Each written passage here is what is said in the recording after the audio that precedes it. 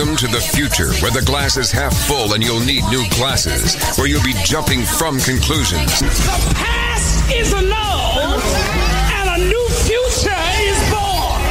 Never before in history has so much meant so little to so many. AD on the radio. So what's the old expression? Politics makes strange bedfellows? Is that the saying? Is that how that goes? I found myself thinking politics really does make for strange bedfellows today when I was reading a headline or two and agreeing fervently with a couple people that I just find to be, for the most part, ridiculous. Here's the thing. You might have noticed, if you've listened to the show for any length of time, that my political beliefs can be a skosh difficult to pin down. There are not necessarily parties that I subscribe to. You might be of the opinion that I'm a conservative. I know a lot of conservatives who think, oh yeah, you're a core value conservative. Right. Sure. If that makes you happy, think that.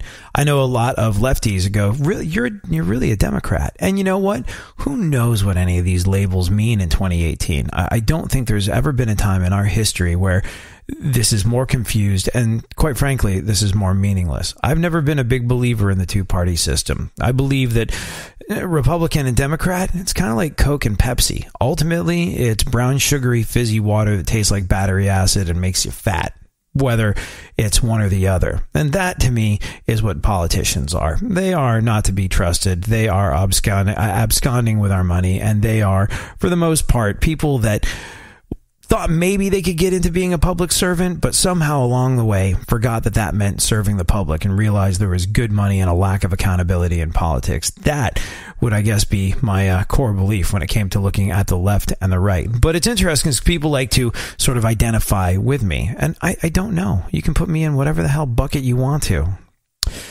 But I would say, probably, if I had to think about it, that a lot of my core beliefs are somewhat conservative, I think, or at least very, very independent. A lot of conservatives will claim that. Libertarians will claim that. I believe in pulling yourself up by your own bootstraps. I believe in making your own way in this world. I believe in not asking for handouts. I believe in the free market, and I believe in the ability of cream to rise if cream wants to work hard enough to do that rising. Does that sound conservative to you, Travis?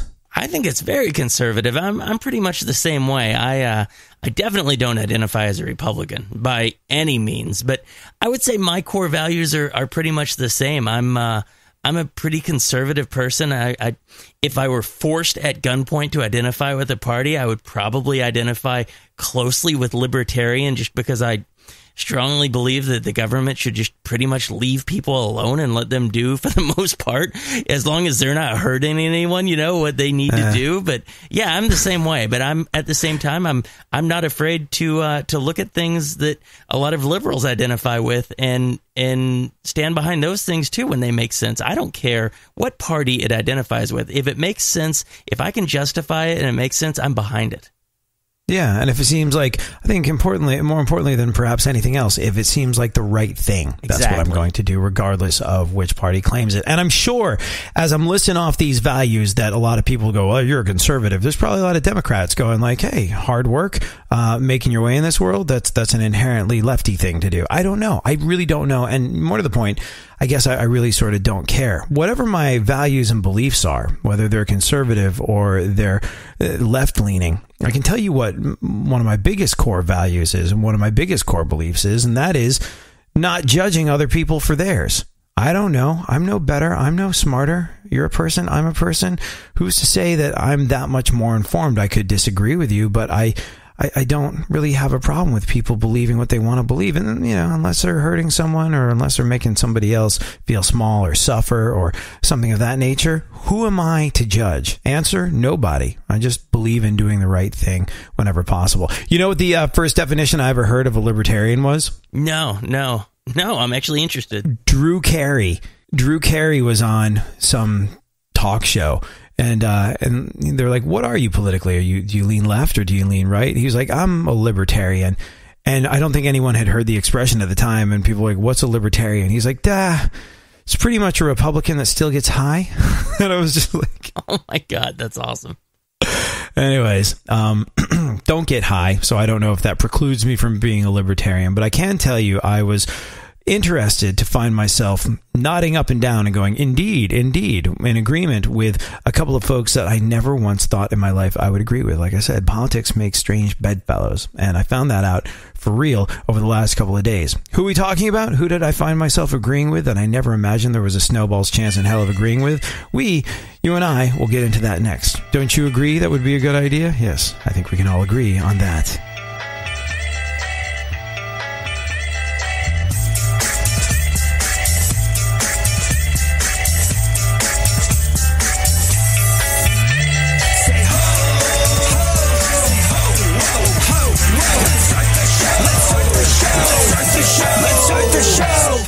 Real radio. 104.1.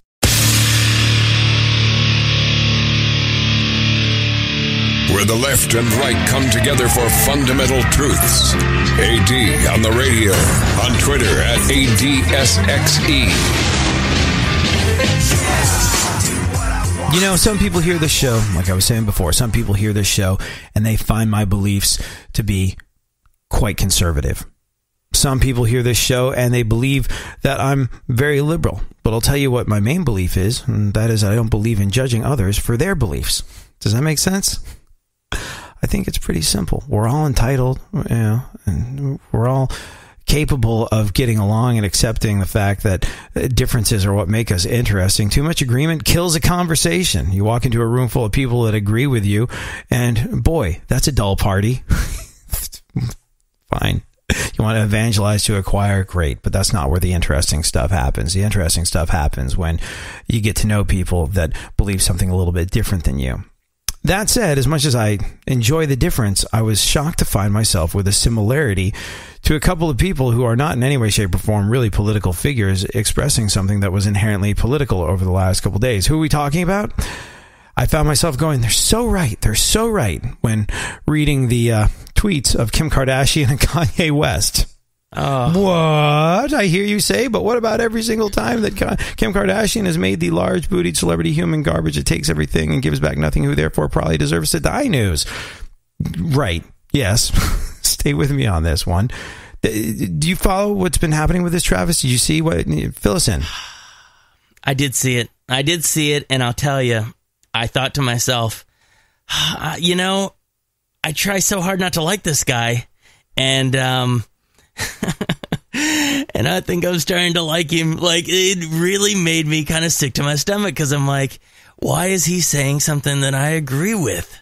Well, yeah, I mean, by the way, I find Kanye West to be straight up, without even a hint of a question, a genius musically. Like, I love his music, whether it's his production, whether it's his record. Here's the thing. I found him to be so distracting as a human being, where I hear his records. I'm like, no, that's that annoying guy.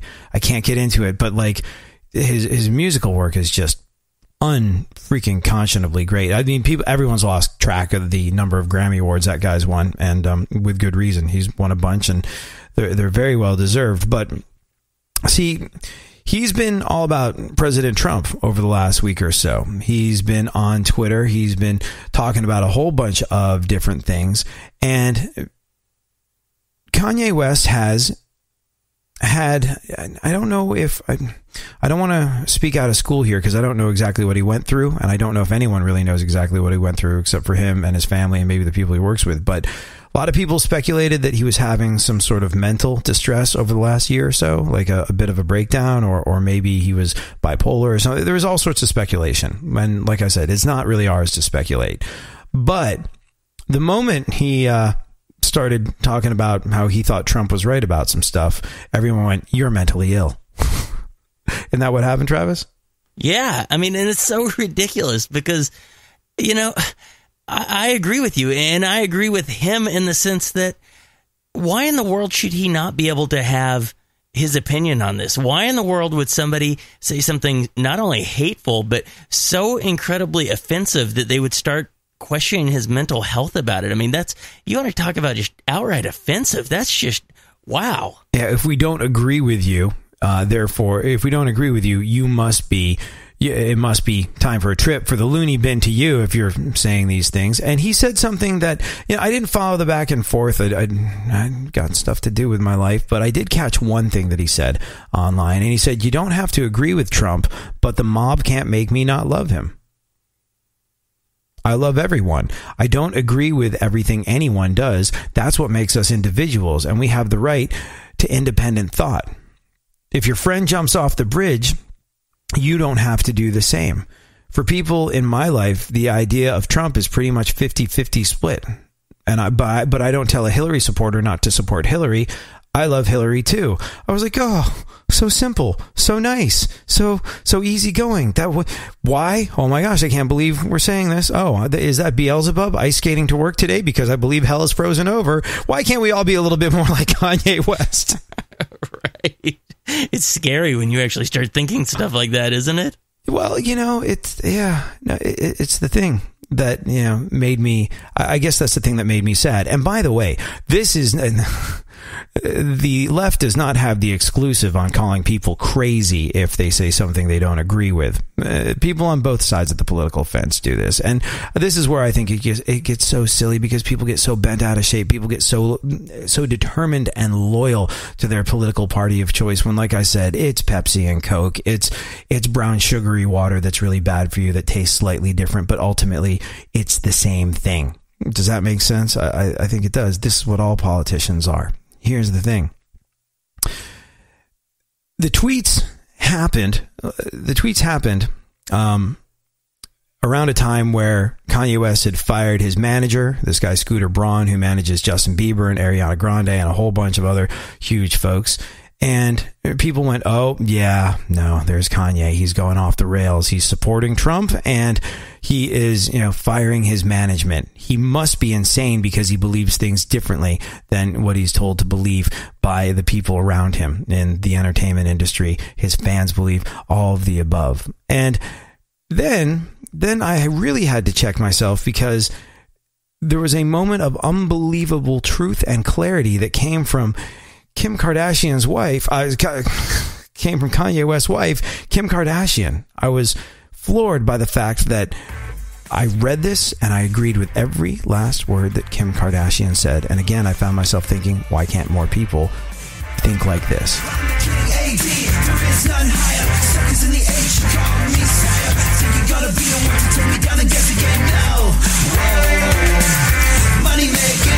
Money making, skills on the mic, keep me paid every day, and I'm out of the battle, just bow down, better act like you know.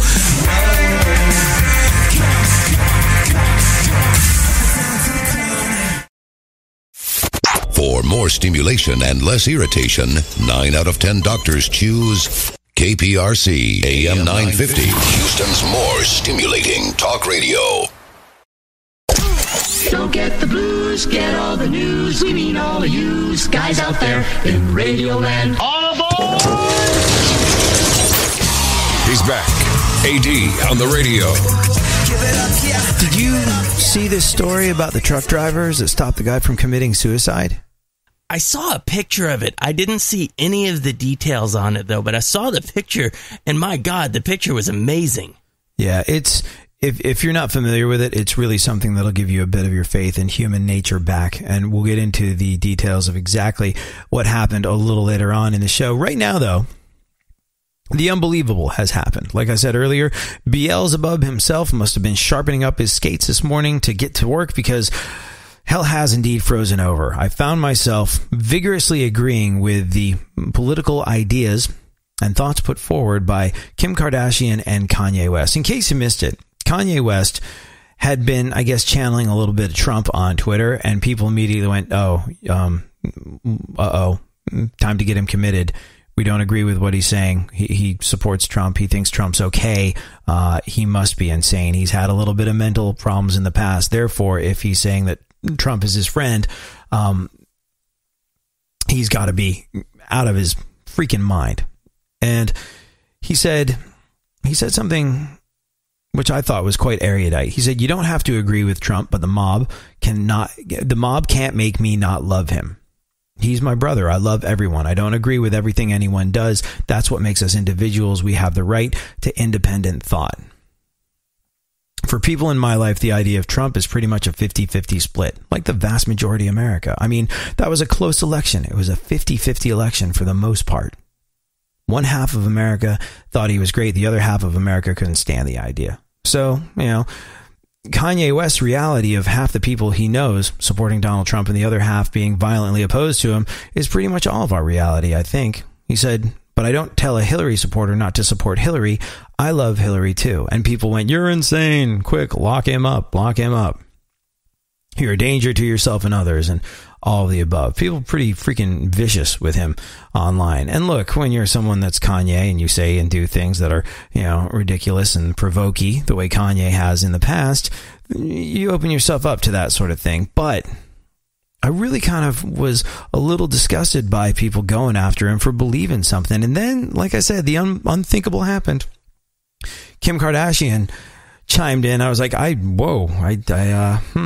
kind of agree with every last word of this. Did you see what she said, Travis? You want me to read it back to you, or do you have it there? I saw some of the things that she said, and it's funny because I can sort of accept the concept that I disgustingly agree with Kanye. The fact that I might agree with Kim Kardashian really does make you check yourself before you riggedy wreck yourself. Oh my God, I can't accept that, and I know it's true though.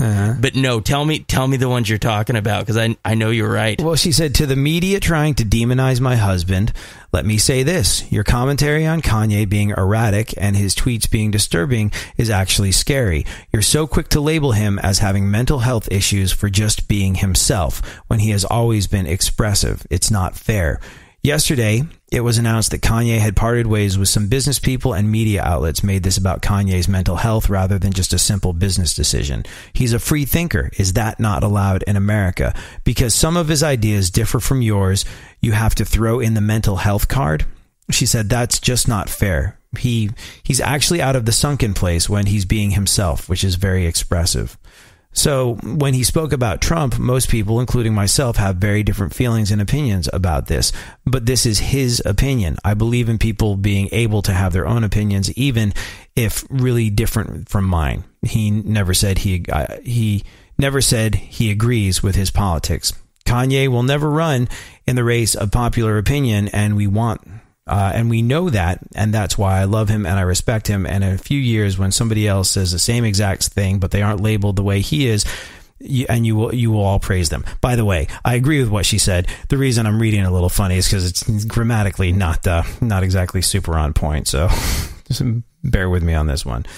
But she said, "Kanye is years ahead of his time. Mental health is no joke, and the media needs to stop spitting that out so casually." And I was just like, oh my gosh, wow, look at that. Look at that. A husband and wife disagreeing, yet remaining married, remaining in love, remaining parents to their children, remaining able to talk to one another, and being able to understand and recognize and embrace the differences. Like I said, too much agreement kills a conversation. It's boring living in an echo chamber of people that agree with you and only you. And people on the left and people on the right want to do that all the time. People just want to get into a room full of other folks that go, "You're so right. Oh my gosh, let me tell you about the other way that you're right. I'm so glad that we're together because we can talk about how we're right and everybody else is wrong." Boring, unrealistic, not what's going to get us anywhere in life. But engaging with other folks that think differently than you, so important, such a vital part of life, and we're doing it less and less and less.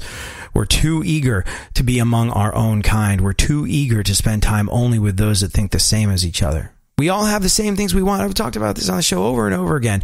What do you want? What does everybody in America want? On the left, on the right. For the most part, we want pretty simple things, pretty universal things. We want a roof over our heads. We want to have a job.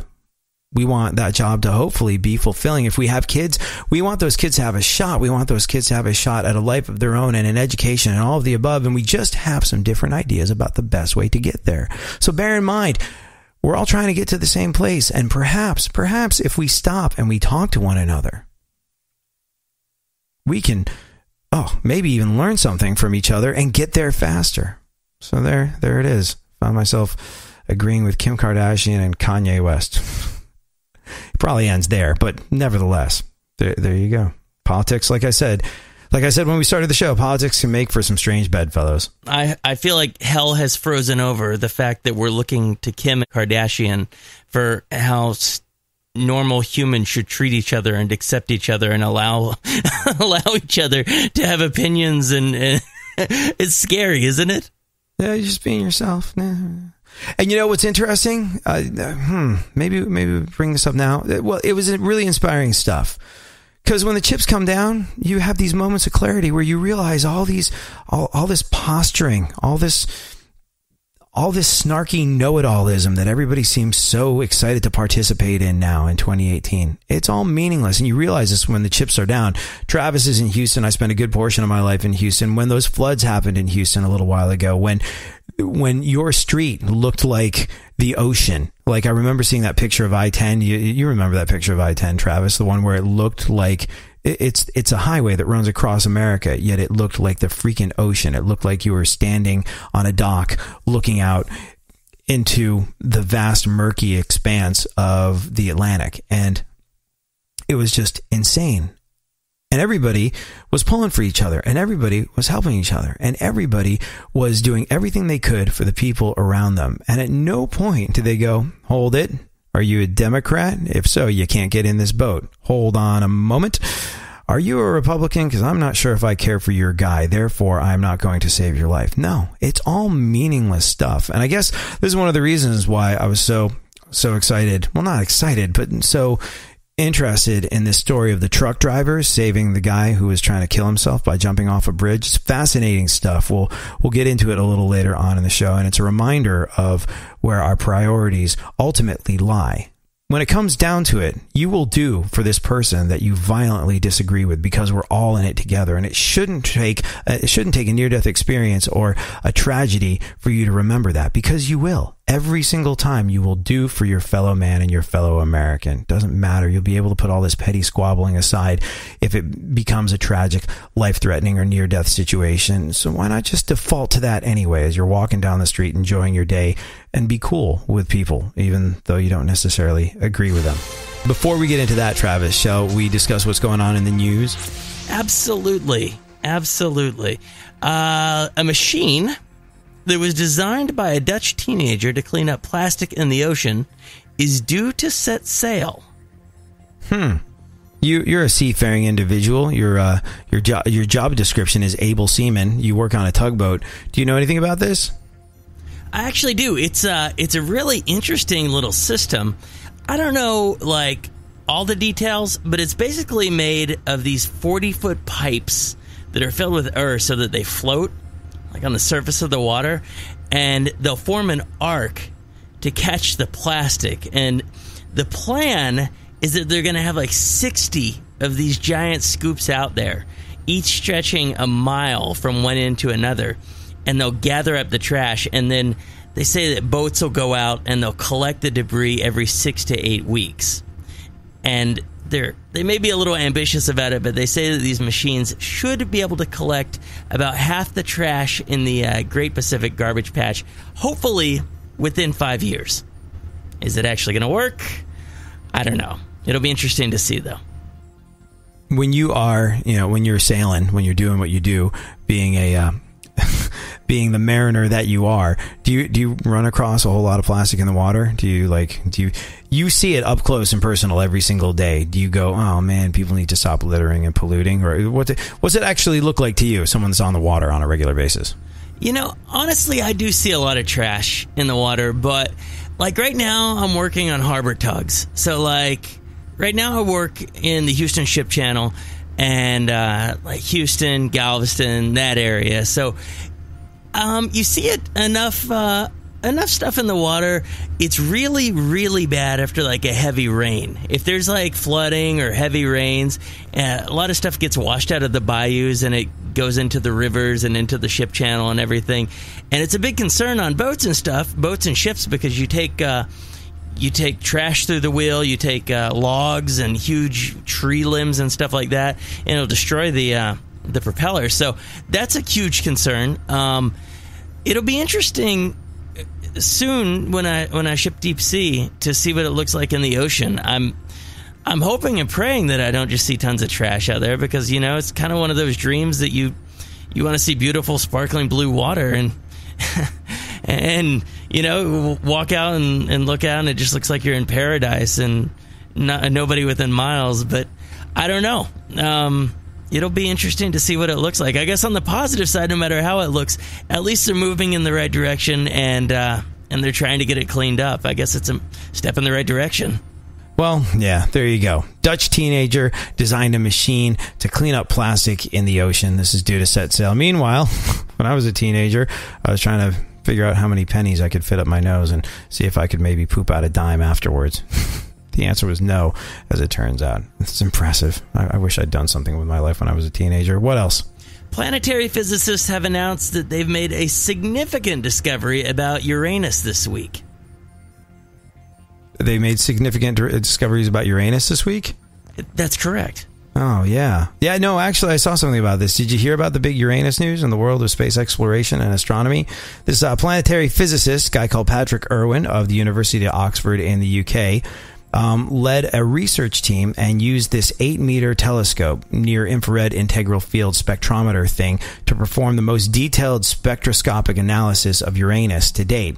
And they made a huge discovery about Uranus this week. Why has Uranus got everyone in the scientific community talking?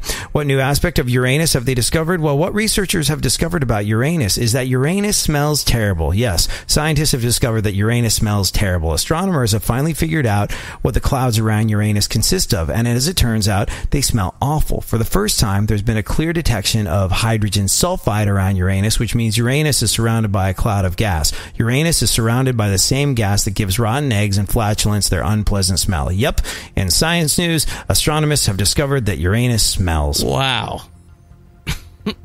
For more on this story, consult your nearest giggling fourth grader. It's almost too easy.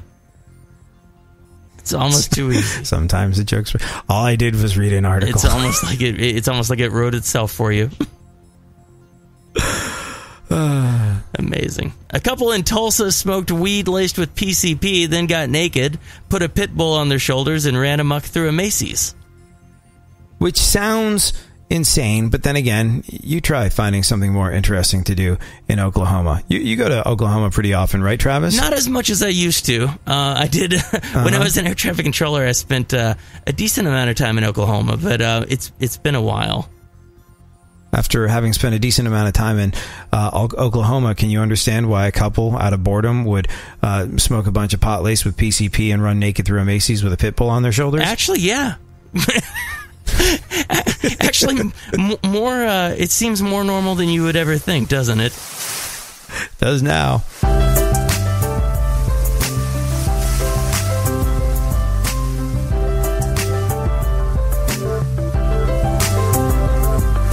Sometimes you just know you're done. You're longing for that shining sun. You walk these streets most every day. You're waiting to get washed away.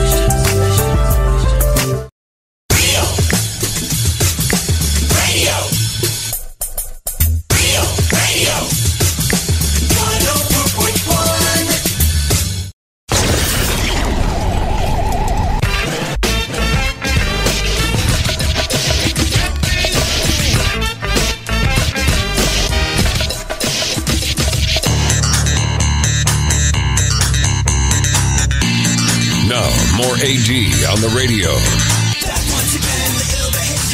Do you watch House Hunters, Travis? Is that a thing?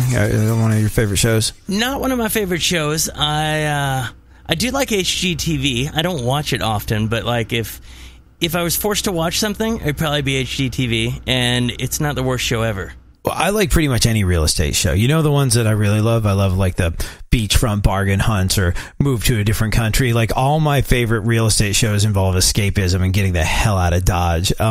But yeah. You ever watched a real estate show where people are looking to buy a house in the town that you live in? You ever seen that happen? No. Actually, I'm trying to think. Not that I live in. I have seen some House Hunters International. They were trying to buy houses in the Virgin Islands, and I lived in the Virgin Islands for a year and a half. So Yeah. Oh man, that's exactly the type of escapism I want to deal with those shows, like Saint. Is it Saint Croix? I lived on St. Thomas. St. Croix is the most southern of the U.S. Virgin Islands. St. Croix seems like where all the bargains are to me. Like, I've watched that and I've been like, and also it's an American Virgin Island, so it's you get everything. You don't have to worry about any kind of like international home buying issues. And I watched it and I was like, I want to move to St. Croix, and then it was devastated by the hurricane. I was like, maybe not so much, but like for a while, because of this TV show, I was determined to move to St. Croix. But I find myself getting super unbelievably irritated with couples when they're shopping for houses in neighborhoods that we're familiar with. 'Cause I'm like, what are you thinking? You can't get that there. You're it's ridiculous. Oh, sure. Bang on the cupboards again to make sure that they're, solid hardwood as opposed to cheap. 'Cause, that's really a thing. Like, I'm not so sure about this carpet. Well, take it up. The house only costs $1, you lazy. Like, I just get really angry when I'm watching TV shows about people buying in neighborhoods that we're familiar with. 'Cause you're just like, you're so wrong. And I was reminded yesterday when we were getting into the work of John Mulaney a little bit, how he summed it up perfectly. I like having a house, but I loved looking for a house because I love real estate agents. I mean, they are the true heroes. They really are. Have you ever watched HGTV? Real estate agents have to deal with the dumbest people in the world making the biggest decisions of their lives. Every episode of HGTV is like, Craig and Stasia are looking for a 2-story A-frame that's near Craig's job in the downtown, but also satisfies Stasia's need to be near the beach, which is nowhere near Craig's job. With 3 children and 9 on the way, and a max budget of $7. Let's see what Lori Jo can do on this week's episode of You Don't Deserve a Beach House. So 100% true. Oh my God. See, that's the thing that's why I don't watch TV, because as much as I really do love real estate and love watching people look for real estate bargains or, look for houses and stuff, it's the stuff about learning about the people that I'm just not into. Like that exact example. I don't want to watch a couple bicker about a house that they're looking at, that's the part that annoys the crap out of me. What's that couple in Waco, Chip and Joanna Gaines? Yeah, the fixer-uppers or whatever. Or whatever the hell they are.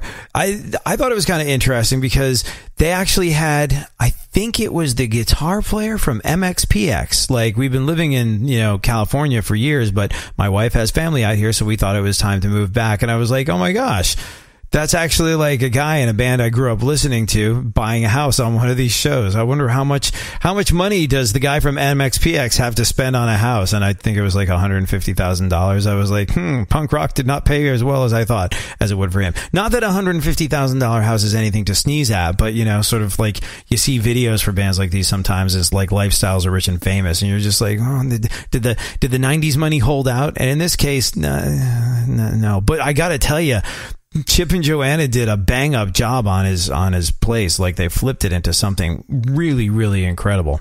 Yeah, I'm not surprised. They're very talented. That's another show. I went and spent some time with my great aunt or something, but I don't remember how I was related to her. You don't know who she is? My great aunt or something? Her name was Joanne, okay? Her name was Joanne. And she was this sweet lady, but I think she's my great aunt or something. And she was older and stuff, and she was like, oh, do you want to watch this show, and she put it on that Fixer Upper show, that Chip and Joanne show or whatever, and I was like, oh God, and it was cool, and they're very talented, in what they do, but I'm like, oh, their personalities just drove me insane. See, it's weird. That show's weird because they used to annoy the living what out of me. And then I would see what they did, because I've flipped a couple of houses. Before I was making any money in radio, that's sort of the only way I managed to eat. And I was extraordinarily fortunate in that I lucked into a situation where I'd been saving for a home, and then the market crashed. So I was like, ooh, all these houses are for sale for $1. And I actually have been saving for this for years. Go me. And so I was able to buy a couple places and flip them in Houston, where houses did really cost $1, really nothing at the time. So I got extraordinarily lucky. And because of that, I've always kind of there's a certain amount of creative satisfaction that you get out of like going, I'm tearing this down to the studs and making it something that I like and I think other people are going to like. It's kind of cool. But I found Chip and Joanna to be so mind-numbingly annoying. But I would see the houses they would do and be like, damn, that's okay. Wow, that's kind of cool and different and original. There's probably people that know something about architecture and know something about design and all this sort of stuff that are screaming at the radios right now going, you don't know anything. They're terrible. But I liked it. And I kept watching it for like the after picture. Like there's the before, there's the after. And somewhere along the way, I went from thinking they were the most annoying, insipid people on the face of the planet ever to like actually really liking them and going like, oh, I understand why people like this show. They suckered me in. I changed my opinion on them. You know, I was open-minded and I changed my view on what was in front of me. I know. I tried so hard. Like I had to really bite my tongue because she loved him so much that I didn't want to like say anything bad about him. So she was like, oh, aren't they just adorable? And I'm like, oh yes, they're incredible, aren't they? Well, sort of like a metaphor for the message of the whole show. I managed to bite my tongue, look a little closer, and realize that I was missing some important things that, well, I very much related to. And just like that, we sum up exactly how we feel the entirety of the world should go through life. Stop. Wait. Give it a second chance. You might like it.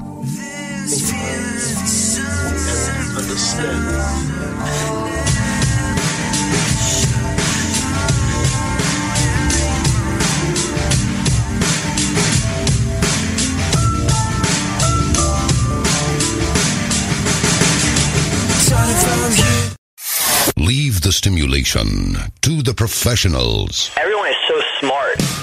KPRC, more stimulating talk radio. There's something happening here, and you should know what it is. The dumbing up of America. Now, more AD on the radio. You know, I want to talk about these truckers, the ones that stopped the guy from committing suicide.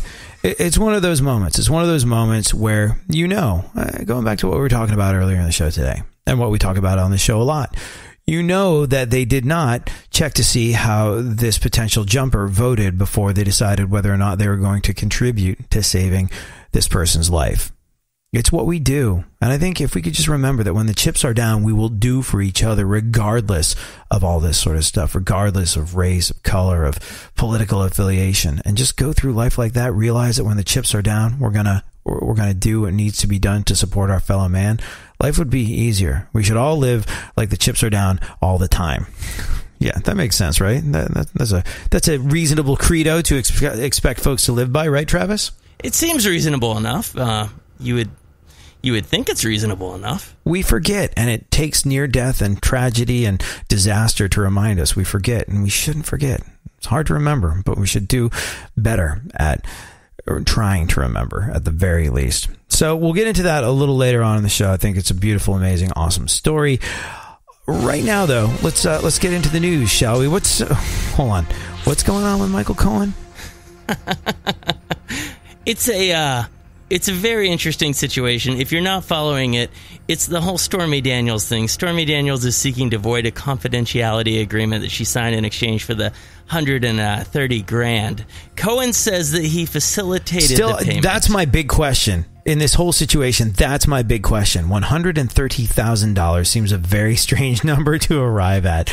How was it 130 G's in hush money? And I got to assume they went, any higher than you go up a tax bracket, and you don't want that, do you? You know, like that's my best guess. But so go on. What's the deal with Cohen? What's he doing? It's so weird. So he says he facilitated the payment out of his own money using a home equity line of credit. So that's what the civil case is. His attorneys argued last week for a pause in the case, and the judge ordered him to file a declaration stating whether Cohen intended to assert his constitutional right against self-incrimination.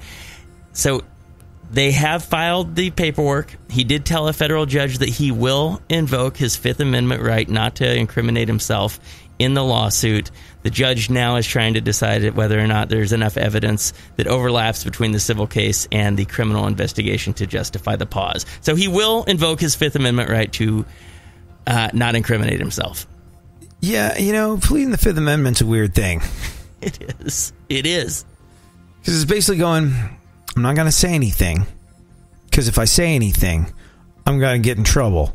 Because I got something that I shouldn't be saying and something I shouldn't be doing. And I did something I shouldn't do and I don't want to talk about it. Like, that's exactly what it is. It's looking at a guy and going, are you guilty or innocent? I'm innocent.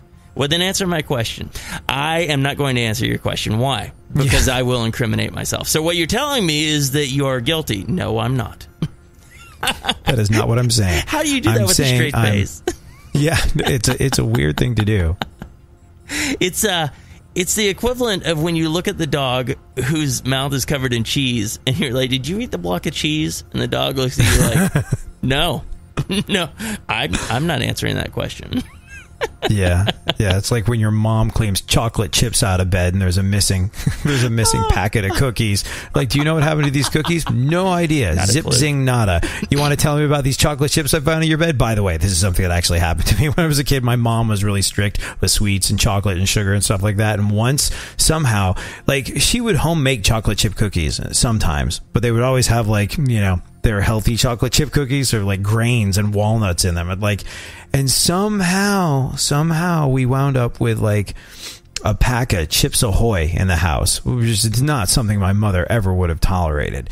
And I don't know how or why, but I decided that if I didn't strike first, my father would. Because anytime there was any kind of junk food in the house, it was sort of like an all-out race between my sister, me, and my dad, who would get it. You know, because like my mom didn't allow any of that stuff. My mom was the original sort of like, oh, carob is just like chocolate. No, carob is nothing at all like chocolate. Carob is disgusting. Carob is what evil tastes like, I'm sure. Carob is a chocolate substitute brewed up by Satan himself in the depths of hell to punish bad little boys like me. Carob's no good. And like, can I have candy? Can I have M&Ms? No. Here, have some Gorp. What's Gorp?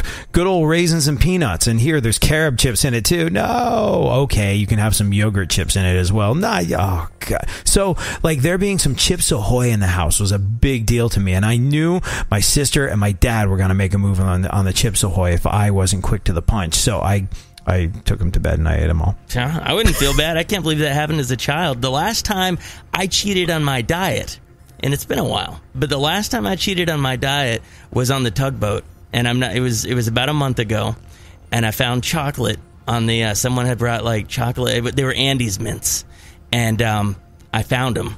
And they were hidden, and I found them. And do you think? Wait, hold on. Were people hiding them from you to keep you accountable to your diet? Yeah, I mean, they were trying to help me. They know, you know. So my captain had hidden them, and so she came out and she looked at me and she's like, "Did you find them?" I'm like, "Did I find what?" And she's like, "You found them." And I'm like, "What did I find?" And I'm like, I have this, you know, innocent, guilty look on my face, and she's like, "You got into the chocolate," and I'm like, I did not. I'm like, how dare you accuse me of something? I said, I've been good. And she goes, there's still chocolate on your mouth. And I'm like, I don't want to talk about it. So, I understand pleading the fifth because I don't want to talk about it. Yeah, basically. I didn't do anything wrong. Stormy Daniels' Hush Money is Cohen's own version of Andes mints or chocolate chips being swept out of his bed. Delicious. So good. Well, that's interesting. Curious to see how that one plays out. Oh, well. Do you think someone like Cohen will wind up taking the fall? Home equity line. What the hell? So does Story... I have no idea. This is how you can tell that I've led an upright and straightforward and non-criminal life. I got no idea if you have to pay taxes on hush money. If you have an affair with a guy and the guy wants to pay you hush money and he does it by way of a home equity line of credit on his lawyer's home, do you have to pay taxes on that? Do you owe Uncle Sam something? I assume she does. I assume it's, if nothing else, I assume it's standard income. Reportable standard income, if nothing else. If there's not... Couldn't it be a gift? It's still income, I believe. Maybe that's how we arrived at the weird $130,000 number. Like, that was the most he could get on his equity line of credit. That may very well be the case. Well, that's like I saw some story that a lady running for governor of, I think, Georgia is negative $200,000 in debt, and she's an attorney. I'm thinking, you got to be kidding. Apparently, the problems that attorneys have that we will never understand. That amazes me that you can get to be $200,000 in debt. I understand if you have a mortgage, because then you could be $200,000 in debt. But it's like, it's amazing how making money allows you to get deeper into debt. It's an interesting one, really, when you think about it, because no one would ever go, hey, Travis, AD, sure, here's $200,000 that you can just borrow. Like, no one would ever do that. No one would ever give Chucklehead 1 and Chucklehead 2 over here the opportunity to get into $200,000 worth of debt. So we're never going to know that pain. But here's the thing. I bet that the woman who's in $200,000 worth of debt that is running for some sort of elected office lives way nicer than we do. It's a weird world. It is. It is. Oh, well. Yeah. All right. Well, what else? Yeah, moving on. Jennifer Aniston has been seen wearing a wrist brace recently. Oh.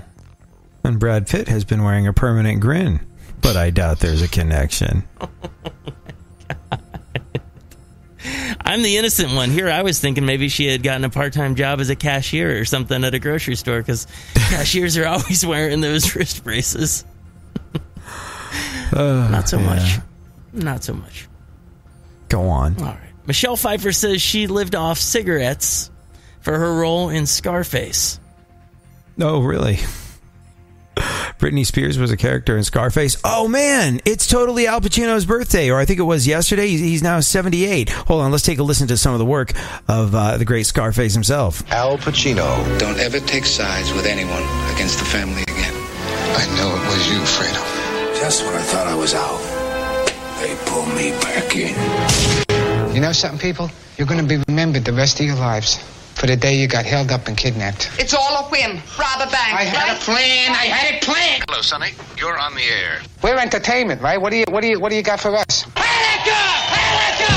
My name is Arthur Kirkland, and I am the defense counsel. If he's allowed to go free, then something really wrong is going on here. Do you have a favorite Al Pacino movie? Are you a fan? I am a fan. You know what movie I loved, and nobody else is going to think this is their favorite Al Pacino movie. Wasn't he in that movie Insomnia, where the one where he's like a detective or something in Alaska, and he's trying to solve some murder or something? He can't sleep because it's like daytime, 24 hours. I don't think I've ever even heard of that. That's fat. No, I don't. Now I want to watch it. It's good. I take it. I loved it. I liked it a lot. I just looked it up. Yeah, Robin Williams is in it. Christopher Nolan. It's a Christopher Nolan movie. Al Pacino, Robin Williams, Hilary Swank. Yeah, it's called Insomnia. I loved that movie. It really makes me tired, though, because he's struggling to stay awake the whole movie. But it's a great movie. I think he was in a movie, another one that nobody's ever going to have heard of, called The Insider, where it's about a tobacco executive who is trying to sue Big Tobacco, and he's in that movie, and that was a great movie as well. Those two are some of my favorite movies, but they're not standard Al Pacino movies. I think my favorite's probably, Godfather 2 are obviously classics. I think my favorite's probably Serpico. Have you seen Serpico? No, I haven't. It's a true story of a cop in New York during the 1970s, I think. And it's a true story of a cop that stood up to police corruption, because the police department in New York in the 70s was just legendarily crooked. And he stood up to it and got his clock cleaned all sorts of times and really sort of like suffered for the strength of his moral fiber. And Pacino's great in that. Really, really great. It's a good one. I totally recommend. All the gold stars necessary. Hey, are we running out of time? Do we gotta get to the thing about the thing? We do need to get into it. Okay. So, like I said, when the chips are down, we'll do for each other. A bunch of people deserve massive amounts of credit for this, especially the cops for organizing the whole thing. All 8 lanes of a highway in Detroit were temporarily shut down around 1 a.m. the other morning when a guy got up on an overpass and made like he was going to jump. So what happened was the Michigan State Police got on the horn to a bunch of truckers and had them all parked directly under the overpass. That way, if he jumped, he'd fall only about 10 feet and land on one of the trucks instead of hitting the ground. And there's a photo. It's chilling stuff of 13 semis parked next to each other across both sides of the highway, and there was only a foot or two of space between them. And once they were all parked there, the cops managed to talk the guy down, and in the end, no one got hurt.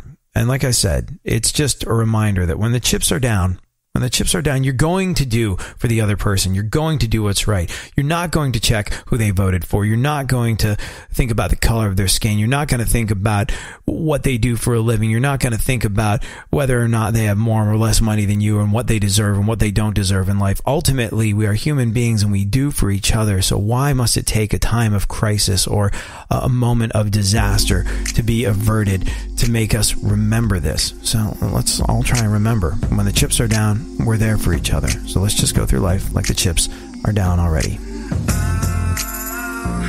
I